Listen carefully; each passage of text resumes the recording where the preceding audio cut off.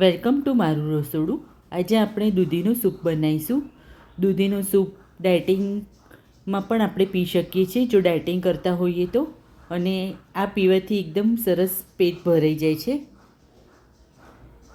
તો દૂધીનો સૂપ બનાવવા માટે મેં દૂધી લીધી છે. અડધી દૂધીને કાપીને લઈ લીધી છે. એક ટમેટું, દૂધીને આવી રીતે કટકા કરી દેવાના છે. અને એક ટમેટું લીધું છે. દૂધીને હંમેશા ચાખીને લઈ લેવી. આદું મેં છીણીને લઈ લીધું છે, નાનો ટુકડો. 3 લસણની કળી અને થોડાક ફુદીનાના પાન લીધા છે. હવે આપણે આને બધું બાફવાનું છે, તો આપણે આવી રીતે કુકરમાં લઈ લઈશું બાફવા માટે. ફુદીનાના પાન, લસણ ને આદું બધું જ મિક્સ કરીને આપણે બાફવા માટે મૂકવાનું છે. 1 ગ્લાસ જેટલું આપણે પાણી ઉમેરીશું. કુકરનું ઢાંકણું બંધ કરીને 4 વિસલ કરી લઈશું. આ રીતે મેં 4 વિસલ કરી દીધી છે. સરસ રીતે આપણું બધું જ બફાઈ ગયું છે. દૂધી, ટમેટાને બધું તમે જોઈ શકો છો. અડધો ગ્લાસ જેટલું મેં પાણી ઉમેર્યું છે. હવે આપણે આમાં બ્લેન્ડર ફેરવવાનું છે, જેથી બધું ક્રશ થઈ જાય સારી રીતે. આ રીતે બ્લેન્ડર ફેરવી દઈશું.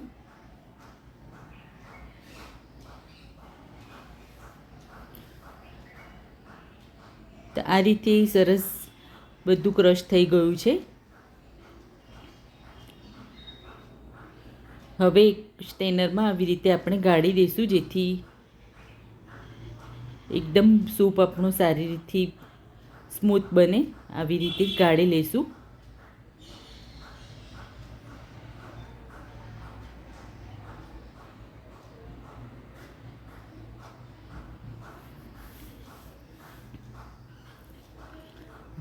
હવે એક તપેલીમાં મેં લઈ લીધું છે. એમાં હવે આપણે અડધી ટીસ્પૂન જેટલી હળદર, અડધી ટીસ્પૂન ધાણા જીરું પાવડર અને અડધી ટીસ્પૂન ચાટ મસાલો ઉમેરીને આપણે મિક્સ કરી દઈશું.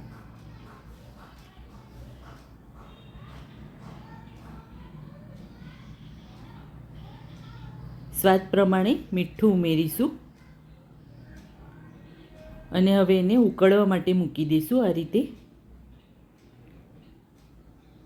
આમાં ટમેટું ઉમેર્યું છે એટલે આપણે લીંબુ ઉમેરવાની જરૂર નથી. તો આવી રીતે બરાબર એને ઉકળવા દઈશું, જેથી આપણે જે મસાલા કર્યા છે એ જ સારી રીતે ચડી જાય. જો તમને મારો વિડીયો પસંદ પડે તો લાઈક, શેર અને સબસ્ક્રાઈબ કરજો. બેલ આઇકન પર ક્લિક કરજો, જેથી દરેક વિડીયોનું નોટિફિકેશન તમને મળતું રહે. આ રીતથી સરસ રીતે ઉકળી ગયો છે. આપણું સૂપ બનીને તૈયાર છે. તો તૈયાર છે દૂધીનું સૂપ. આ સૂપ તમે એકવાર બનાવીને ટ્રાય કરજો. Thanks for watching.